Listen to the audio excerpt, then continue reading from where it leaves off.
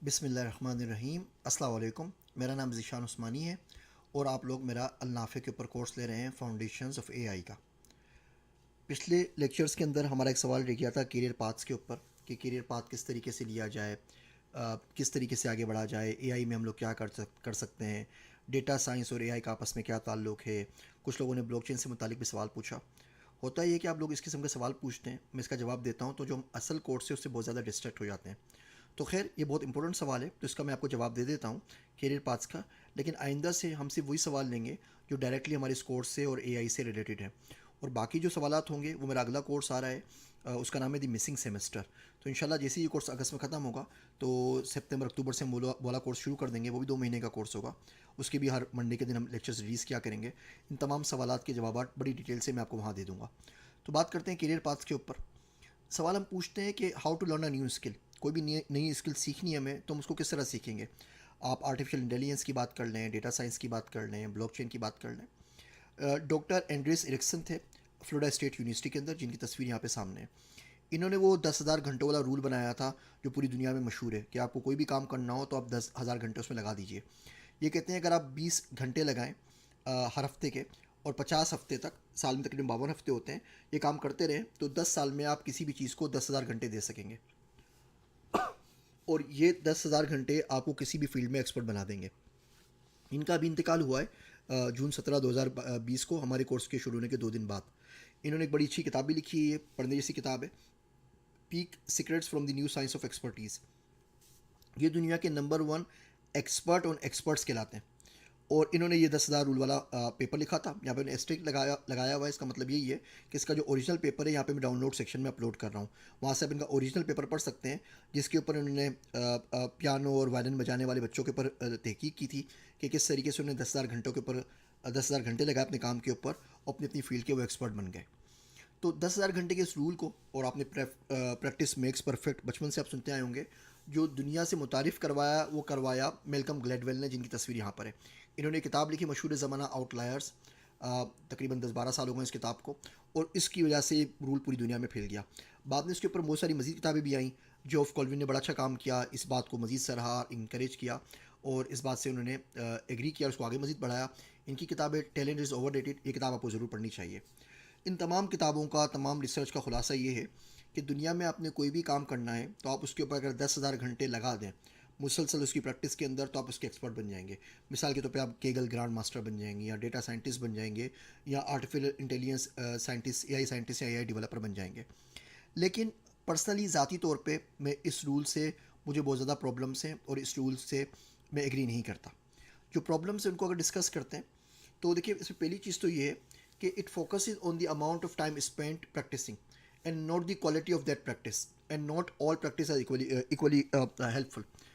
आपने देखा होगा, अगर आप जिम में जाते हैं, अगर आप जिम के अंदर मस्जिद मिसाल के तौर पे चले जाएं और वर्जिश करना शुरू कर दें, और कोई भी चीज़ उठाएं, उससे वर्जिश करने लग जाएं, अपनी मर्ज़ी से आप ट्रेड मिल पे चढ़ जाएं, अपनी मर्ज़ी से आप जंपे खाना शुरू कर दें, तो जो भी कोई प्रोफेशनल ट्रेनर होगा या जो भी प्रोफेशनल एथलीट होगा, वो बोलेंगे कि इस तरह करके तो अपनी बॉडी को और ज़्यादा नुकसान पहुँचाएंगे। आप किसी ट्रेनर के पास जाएँ, अपना आप मेडिकल चेकअप वगैरह करवाएँ, वो उसके हिसाब से, आपकी बीएमआई के हिसाब से आपको बताएगा आपको कौन सी एक्सरसाइज करनी है, कितने देर के लिए कार्डियो करना है, कितने दिन के लिए रेस्ट लेना है, कितना वेट उठाना है, किस तरीके से, किस तरतीब से आगे चलना है। तो अब यहाँ पे सिर्फ प्रैक्टिस ही नहीं है, ये प्रैक्टिस की किसके पास जाए, ये बहुत ज़्यादा अहम है। जो कि ये रूल कहीं पर भी इस किस्म की कोई बात नहीं करता। It leads to a misconception that anyone can become an expert in a given area by putting in the time. ये बात भी ठीक नहीं है। आप कोई काम करते हैं, ज़िंदगी भर करते रहते हैं, आपसे नहीं होता। कुछ लोग होते हैं वही काम थोड़ी देर के लिए करते हैं तो काम उनसे हो जाता है। तो ये बात बिल्कुल गलत है कि आप किसी भी चीज़ की दुनिया में 10,000 घंटे लगा देंगे तो वो काम आपको आ जाएगा, आप उसके एक्सपर्ट बन जाएंगे। इसमें दूसरे बहुत सारे फैक्टर्स हैं। आपकी एज क्या है। आपने देखा होगा बच्चे जो होते हैं वो लैंग्वेज बड़े आराम से सीख लेते हैं, और एक उम्र के बाद 40 साल के आप हो गए, 45 साल के हो गए, तो कई नई लैंग्वेज सीखना, आपको अरबी सीखनी है, स्पेनिश सीखनी है, पुर्तगीज़ सीखनी है, आपके लिए मुश्किल हो जाएगा। और बचपन में बच्चे ने कोई ग्रामर नहीं पढ़ी होती, माँ बाप को वो कहते हुए सुनता है और सीख जाता है। इसमें आपकी जेनेटिक्स भी इन्वॉल्व है। आपने देखा होगा एनबीए के जो प्लेयर होते हैं, या बास्केटबॉल के प्लेयर्स होते हैं, या बाकी गेम्स के प्लेयर्स होते हैं, वो बड़े अच्छे खासे होते हैं, उनका कद अच्छा होता है। तो अगर आपका 6 फुट कद है तो बड़े आराम से आप बास्केटबॉल के प्लेयर बन सकते हैं। अगर आपका ज़्यादा 4 फुट कद है तो डजेंट मैटर कि आप 10,000 घंटे प्रैक्टिस करें या 20,000 घंटे करें, आपको कोई भी टीम साइन अप नहीं करेगी। आपने देखा होगा ना क्रिकेट के अंदर भी कौन बंदा कितनी तेज़ गेंद फेंक सकता है। जो ऊंचे बॉलर्स होते हैं जिनका कद बहुत ज़्यादा अच्छा होता है तो कहते हैं वो बाउंसर बड़ा अच्छा मार सकते हैं। तो ये तमाम चीज़ें, अब इसमें तो प्रैक्टिस का कोई ताल्लुक ही नहीं है। लैंग्वेज स्किल्स की मिसाल दे चुका हूँ, कॉग्निटिव स्किल्स की भी। जो 10,000 घंटों की बात हो रही है वो उन गेम्स की बात हो रही है जहाँ पे आपको जो बहुत ज़्यादा स्टेबल है, जहाँ पे आपको कॉग्निटिव एबिलिटीज़ चाहिए। आपका चेस का प्लेयर है, जितनी प्रैक्टिस करेंगे आप अच्छे हो सकते हैं। बहुत से गेम ऐसे होते हैं जिसमें कॉग्निटिव एबिलिटीज़ इतनी ज़्यादा आपको नहीं चाहिए होती। कबड्डी है, अब जो स्किल सेट आपको चेस खेलने के लिए चाहिए वो स्किल सेट आपको कबड्डी के लिए तो नहीं चाहिए ना। आप किस एज में स्टार्ट करते हैं? आपको चेस का ग्रैंड मास्टर बनना है, अगर आप उनकी हिस्ट्रीज पढ़ें तो कुछ के चेस ग्रैंड मास्टर ने ग्रैंड मास्टर बनने के लिए 11-11 साल लगाए, 16,000 घंटों की प्रैक्टिस की। और फिर ऐसी भी मिसालें हमारे पास मौजूद है जिन्होंने सिर्फ कोई 3,000 घंटे लगाए, कुछ महीने लगाए और वो ग्रैंड मास्टर बन गए या उनको ओलंपिक का मेडल मिल गया। तो हम ये एक रूल के सबको नहीं कह सकते कि जी आपने 10,000 घंटे लगाए तो आप एक्सपर्ट बन ही जाएंगे, वरना नहीं बन सकेंगे। दूसरी बात, जो बात ओरिजिनल स्टडी में कही गई थी, ये 10,000 घंटे जो है ये एवरेज है। इसका मतलब हुआ कि बहुत सारे लोग दुनिया में ऐसे होंगे जो 2 से 3 हज़ार घंटों में भी काम कर सकते हैं, और बहुत से ऐसे भी होंगे जिनको 20 और 30 हज़ार घंटे भी लगते हैं। तो ये 10,000 एवरेज है, इसका ये मतलब नहीं है कि हर शख्स के लिए 10,000 का ये नंबर है और इसी के ऊपर बन जाएगा। आपका जेनेटिक मेकअप क्या है, आपने कब स्टार्ट किया है, आप किससे सीख रहे हैं, कहाँ सीख रहे हैं, ये सारी की सारी चीज़ें बहुत ज़्यादा इंपॉर्टेंस रखती हैं। मिसाल के तौर पे आप बॉस हैं, आप 10,000 घंटे से बॉस हैं, तो इसका मतलब ये है कि आप बहुत अच्छे बॉस बन गए। हो सकता है you will be a terrible terrible boss और ये प्रैक्टिस आपको कोई फ़ायदा ना पहुंचा रही हो। हम 10,000 घंटों से बाप हैं तो क्या हम बहुत अच्छे वालिद बन गए? हम 10,000 घंटों से बेटे हैं तो क्या हम बहुत अच्छे बेटे हैं?